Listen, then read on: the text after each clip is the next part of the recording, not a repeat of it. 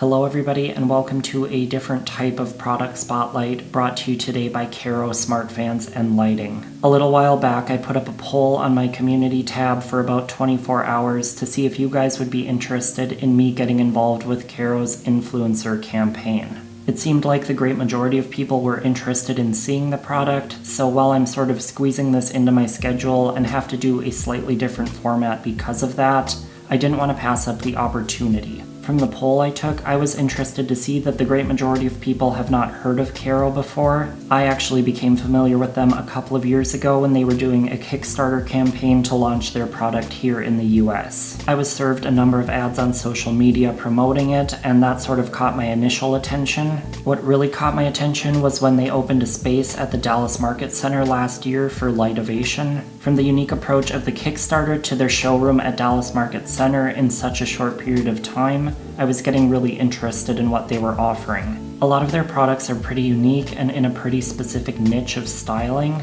It's not necessarily a product line that I fully gravitate towards, but they do have a few designs that really caught my eye. So today I've been provided with the Icebreaker Smart Fan. This is kind of the initial fan that launched their product line here in the US. They have since expanded and brought out a number of new models and a plethora of unique finishes. It is definitely an interesting product line, and I am so eager to open this box and see what we're working with, so I say let's go ahead and jump into it. So I do just want to apologize if the audio is a little all over the place. I am trying out a different microphone setup here for the first time, and as always with new equipment, it might take some trial and error to get this right. But to the topic at hand, I'm going to go ahead and get this open.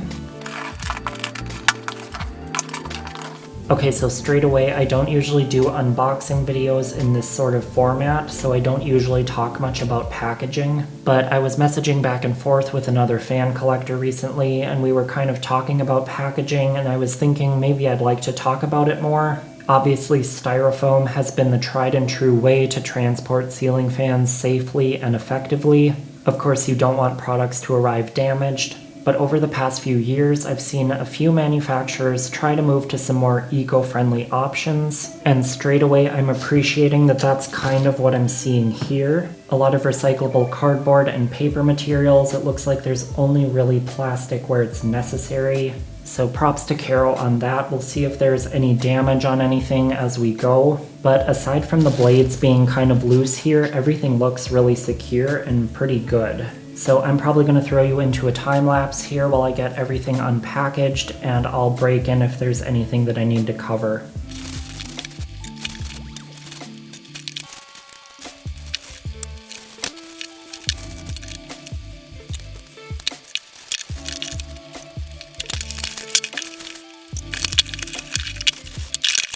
Alright, so I've gathered some things here to show you. Everything for the most part looks pretty good. There's really nothing that I have a major issue with. You can see the blades are a glossier finish, so there are just a few blemishes on there. Absolutely nothing major, it just happens with a finish like this, and you're not even going to see it when it's installed. These blades aren't the cleanest molding I've ever seen. There's actually still some like shavings that need to come off on the sides. But that aside, they are actually really nice and feel quite sturdy. Overall, nothing to complain about. It's pretty much on par with anything mid-range that I work with. So moving on to this topic, I do appreciate that they include 2 lengths of down rods in the box. It's just so nice for flexibility. You can get this onto probably at least a 10-foot ceiling using the longer one. And then going in hand with that, I do like these down rod systems that use the wiring harness already integrated.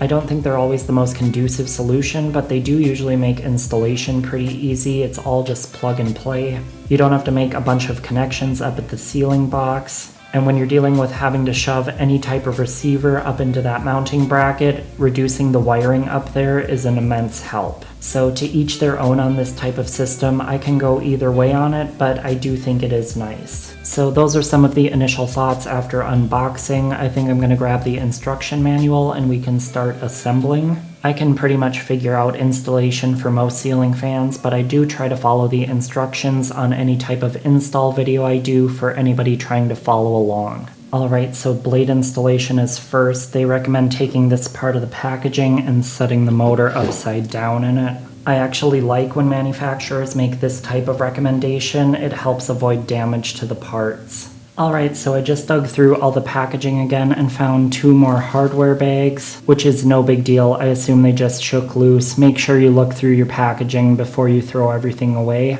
But I have them now. These are the blade screws, so we can go ahead and install. And you can see these stickers with numbers inside the hub here. Those stickers correspond with a matching one on each corresponding blade. I can only assume that's for balance, so realistically, if you match all the numbers correctly, the fan shouldn't wobble. So I'm interested to see if that will hold up. They do include a magnetic screwdriver in the box, which is pretty nice. And I'm gonna try to not touch the bottom surface of the blade as much as possible because you will get fingerprints on them otherwise.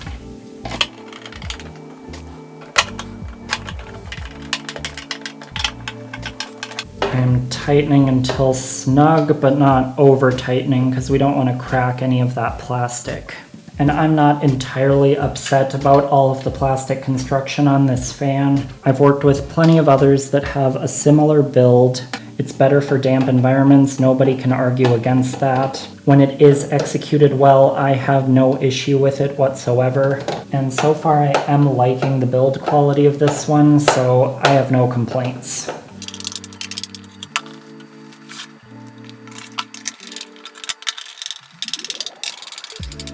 Alright, so now it looks like we're installing the light. So it's got these clips up on top that will rotate into this plate. So feed this wiring through. So I would rotate it counterclockwise until you can feel it drop in. There it is. And then it looks like we're sticking our screwdriver through this downrod coupler on the bottom. Make sure that you're not going to poke through the wiring harnesses.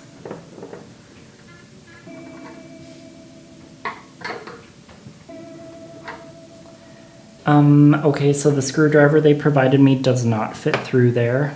Okay, so I've gotten a smaller screwdriver, but frankly this part seems extremely overly cumbersome to me.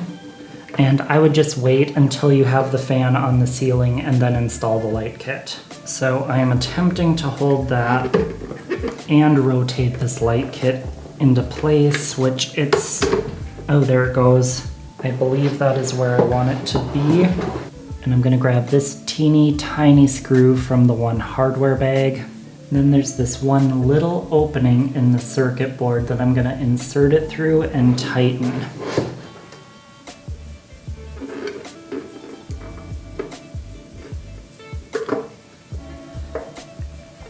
This part of it might not be so easy to do once the fan is on the ceiling, but I think the rest of it would be immensely easier.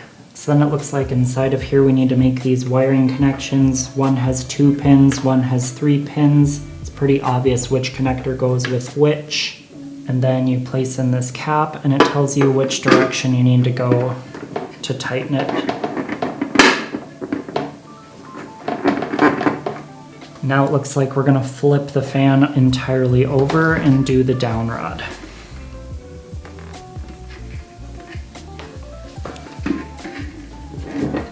My ceilings are only about 8 feet, so I'm going to go with the shorter downrod. Pop the canopy on here, and then also slide on the wiring cover. And you got to go up a little ways with that. I also need to grab the safety cable out of the longer downrod. So we'll just work this through. I'm going to show you how to install it on the actual fan, but up at the ceiling I'm not actually going to use it. If you've watched any of my installation videos, you know that my installs are temporary, so I don't usually go all the way with installing the safety cable completely. We're going to start by plugging together these connectors. That stuff can all go up inside the downrod. Still have your safety cable coming out the side where this screw is. Then it's just inserting the downrod into this adapter until the holes line up. And then you're going to take these screws and it's just simple inserting them into all of the 4 holes and tightening.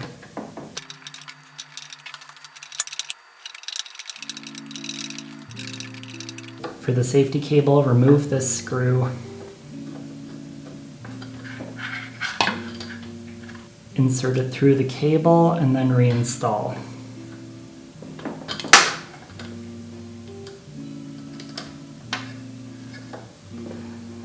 Once that's done, you can slide the wiring cover down to cover it all. Make sure you leave it high enough so that the motor can rotate though. So this is everything assembled down here, and we're going to move to the ceiling. Starting out, if you've got the extra wire for separate light kit control, you can cap that off and tuck it up because we're not going to use it. I will install the mounting bracket. As always, ceiling fans should only be mounted to boxes visibly marked as being suitable for ceiling fan installation. If you're in doubt about your electrical infrastructure, contact a qualified electrician.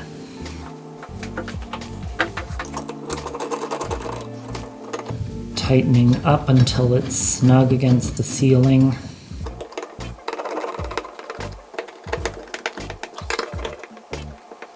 Now we can lift the entire fan assembly into place and make sure you rotate to engage that ball with the slot.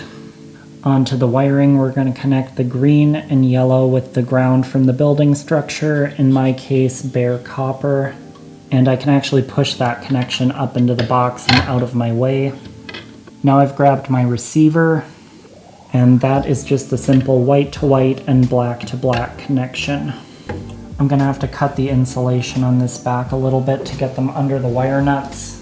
Of course, your wiring may vary, so if you're confused or in doubt, again, contact a qualified electrician.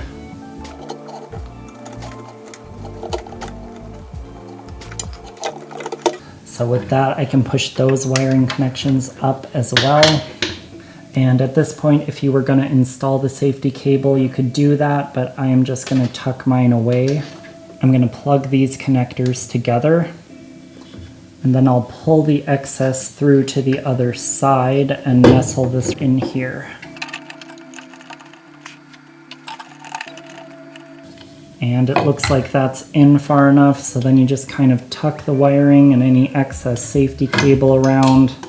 And then we'll go ahead and slide up the canopy, get those screws aligned and get them poked through, and then turn to engage on the keyhole slots. Their included screwdriver doesn't get in there super well. I'm just going to snug these up with this smaller driver quick. And that is pretty much the install of the fan itself. Alright, so we're back over here. I've got the remote. I don't see any batteries included, so I just sourced my own. So I'll pop these in.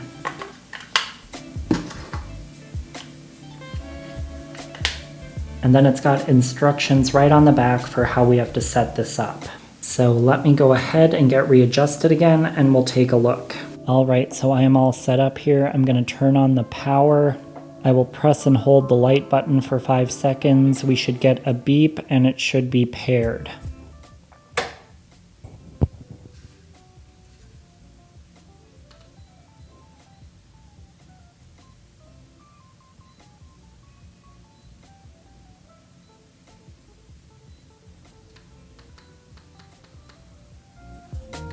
Based on that, it seems that it was already paired. Now, since the light is on, we might as well talk about this. These fans are neat in that they have 3 different light and color temperatures built in. So if I go for this warm cool button, it will change. I'm not sure how well those different colors are going to show on camera given my current lighting setup and camera settings. I can also go ahead and dim the light down. And that's actually a pretty decent dim setting. It still looks pretty bright on the camera to me, but that's not really an accurate representation. We'll take it up to full brightness. And that is pretty good output. I'll be curious to turn off all the other lights in here and take a look at what that looks like. I do like that this is one of those fans where the lens extends down below the fan some and you get some of that outward light output. You do a little bit better for general lighting with designs like this as opposed to ones that are so closed off and just shine downward. So there we have the light settings. Now, another thing that caught my attention with these fans is that they're evidently 10 speed. I am extremely curious to see what the speed range is going to be like with that. So I guess let's just go ahead and give it a try. There are indicator lights up here.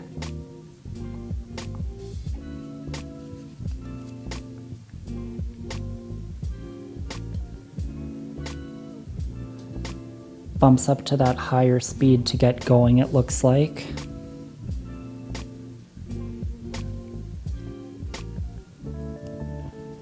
I'm not really sure where we're sitting at here. It looks like only one light is lighting up here.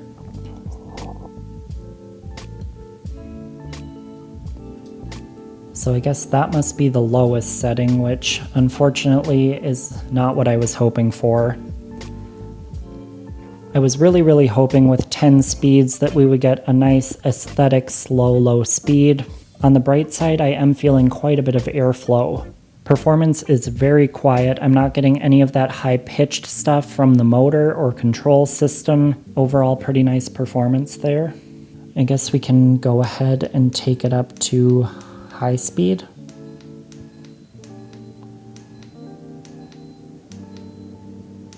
I'm not sure where I'm at. I lost count. And it looks like there is only one light that lights up there. To me, it looks like there should be more, but maybe not. I am feeling very solid airflow here. We are getting some light shake here, but it's not even really wobble. It's just more so that the fan is so lightweight. At this high speed, it's more so just kind of vibrating than wobbling. But as far as performance goes, I don't have much bad to say here. Let's see, I'm just looking at the box. The Energy Guide average airflow is 4016 CFM. This is the 52-inch model. I don't think I ever mentioned that before. There are other sizes of this model available. On the website, high speed is listed at 6300 CFM, and the fan wattage is only 26 watts. And I am looking just to make sure these fans are all damp rated so they can be used in a covered application outdoors. Going back to that light kit, the settings are 2700 Kelvin, 3500 Kelvin, and 4000 Kelvin. That light kit uses 22 watts. Dimming is from 20% up to 100%. Let's bring it back down and settle out to that low speed again. That time I heard it did give me a longer beep when I reached the lowest setting.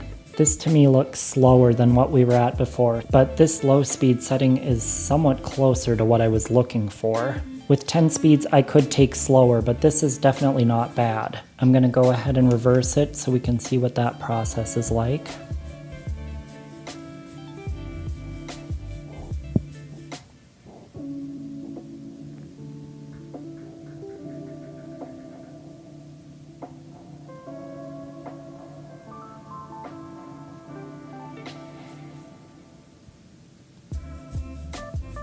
Pretty standard process, again bumping up to that higher speed to get going.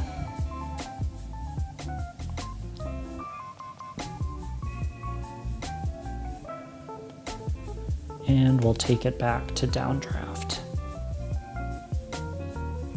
So I want to look at setting up the smart features, so I'm going to go ahead and power it off, but I want to get the mic up there so that you can hear how subtle the beep is. I do always appreciate having indicators that the fan has received the command, but I don't really like when they're too loud.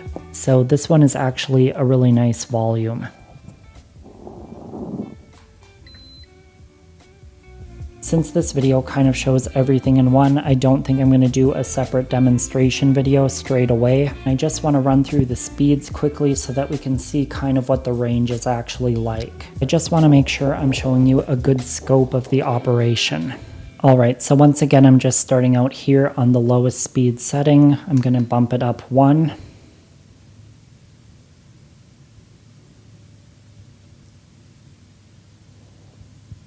That looks like just a very slight increase. We'll go up another.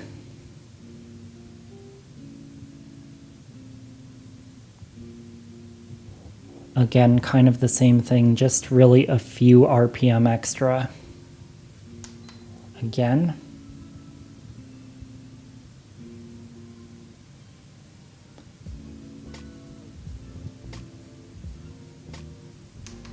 One more time.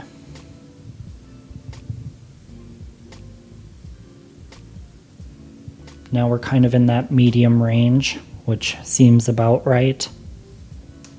One more time.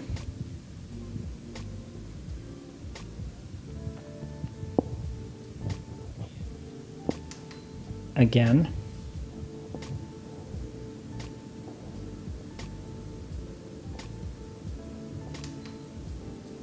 One more time.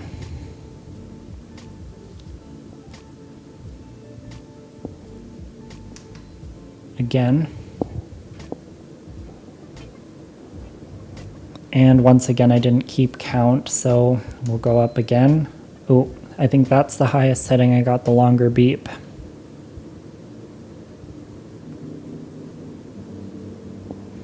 And we'll go ahead and do spin down from here. Why not?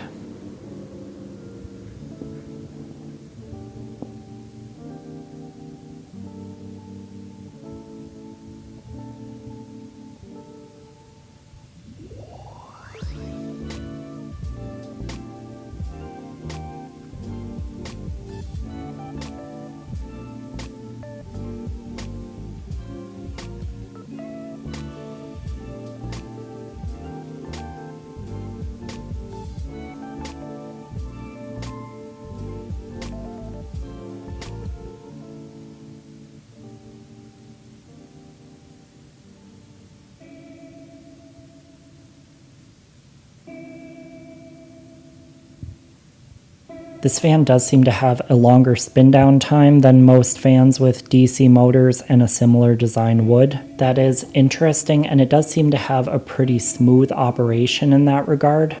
A lot of the DC motors from the past, and even some that I love today, have been kind of jerky and erratic. Those kinds of characteristics can lead to the confusion and concern from the general public who don't really know how DC motors work. We are seeing a lot of the smoother operation coming into play across the industry now, and it is nice to see Carro kind of going with that forward momentum and not being stuck in what DC motors of the past were. So if nothing else, I really enjoy their motor. Like I said, it's very quiet. I don't get any of that high-pitch emission that some DC fans put off. So before I do get into the smart features, I do just want to talk about the design a little bit here. I do actually quite like this design. It's one of the things that got me interested in this line in the first place. It is a pretty mainstream contemporary design, but they brought in some of their own features and styles, especially within the light kit. I chose black, hoping it would show up on camera best, but the white option does provide a much more subtle look. For the people who do want their fan to blend away a little bit more, that is a great option. They also offer the option with clear lucite, which I think is always amazing. You know, overall it is something that I like and enjoy. I think it is living up to the current market trends. They're offering something desirable in design, and it is an option worth exploring. I have not yet downloaded the app, so I'm gonna go in and search for it. And here we have it. Go ahead and open that up. And then I'm gonna have to sign up. So I'm just inputting my information, and then I'll click Get Verification Code. And it's come in, so I will go back and input that. And then the app prompts you to set a password. So now it wants to add a device. And there's a smart fan. So we'll go to Add. And then I guess we select this, and then I have to enter my Wi-Fi password. And then it's connecting. And after it loads that up, we've got this screen. I guess we just select Done. Oh, and there's our fan. So let's see, I can turn on each type of light individually. Then it looks like I can adjust them to any color temperature range that I want. That's actually really pretty neat. I can also turn on the fan. And then down at the bottom it has all of these icons that I can do once the fan is on. Let's take a look at what the timer looks like. You can do hourly up to 8 hours. And then I'm always eager to see what the schedule will look like. Go ahead and add. So you go ahead and select your time. You can repeat it once or on any day. Looks like you can add a notation if you want. You can give yourself a notification. And then it looks like you can select the fan or either of the light options, but you only get on or off. So I guess I'd have to experiment and see if it sets to the current setting that we're at or the last setting that you left it on. So with every smart fan I work with, it kind of seems like there's always one feature that jumps out and is better than all the rest. I think in this case, the ability to be able to control the color of the light is the biggest thing that stands out. I really like that a lot, and most of the other features here are really quite similar to every other smart fan that I've worked with. Everything seems to work pretty well, so I don't have any major complaints or gripes there. Overall, it's a pretty solid first impression here with Carro. I'm not prepared to say it's a breakthrough new favorite or that it dethrones any of my other favorites in their respective categories, but it is a pretty good option that corners some of those up-and-coming features that we're seeing throughout the industry and brings them together. With this, we're seeing the smart fan combined with the highly adjustable lighting. You're getting pretty flexible fan control, all of the benefits of the DC motor, so it's maybe not my new best in any one particular category, but it is a very well-rounded product. Now, I was just digging through the app a little bit more, and there are some automation screens where it looks like you can do some more scheduling functions, but then what I was really looking for was the smart assistant setup. So I'm going to go ahead and set up Alexa. And then under skills, we're looking for Carro, and then we have Carro Home. And we're going to enable, and we are linked successfully. And now Alexa is looking for this device to connect. And we have found the devices. And of course, it looks like we can control the same things. So I'm gonna get these set up and then I will be right back. All right, so I'm all set up. So if I say, Alexa, set my Icebreaker fan to speed 1. Okay. And it works. Alexa, set the Icebreaker white light to 50%. Okay. Alexa, set the Icebreaker fan to speed 2. Okay.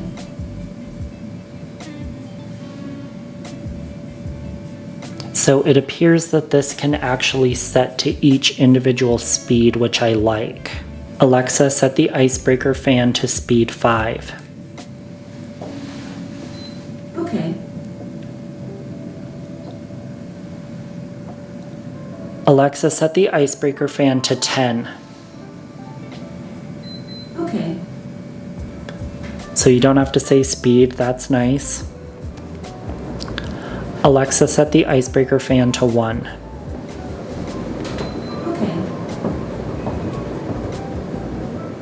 Virtual assistants aren't really part of my daily life with ceiling fans. I normally prefer to use the scheduling functions, so I'm not really the best person to provide critical commentary on that aspect. I can really only provide input based on my first impressions. Alexa, turn the Icebreaker fan off. Okay. That works well. Alexa, turn off the Icebreaker white light. Okay. Nice. All of that works great for me.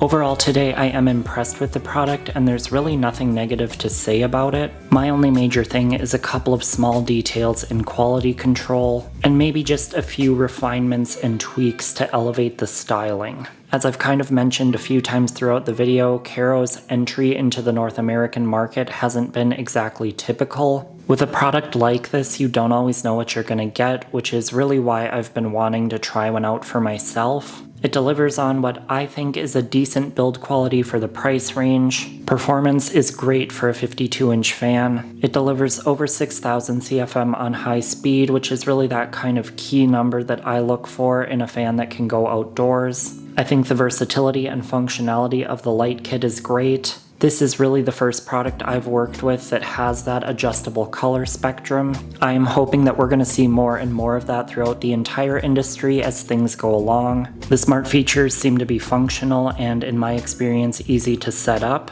I know that that aspect has provided a lot of difficulty for a number of manufacturers. I personally have never had a major issue setting up any of the smart fan systems that I've worked with, but again, all of these are just my first impressions. I will probably continue to do some experimentation and see how those things hold up over time. I'm hoping this isn't the only Carro product that I get to work with, so maybe some updates on that will come in the future. All in all, I think it's a solid entry product into the smart fan market. It is competitively priced in that regard, and that is another factor of consideration. So thank you to you guys, the viewers, for actually requesting that I bring this brand and product in. I'm interested to see the continued development within this line, and I'm excited for their future. I want to thank Carro for allowing me to be involved with this campaign. Be sure to check out the description. I'll have all of their social media linked so that you can go over and follow what they're doing. All of my links will be down there as well. I'll have some other promotional materials featuring the Icebreaker going up elsewhere. Be sure to hit the subscribe button and ring the notification bell before you leave so that you get updates for all of my new videos. Thank you all for watching today, and I will see you next time.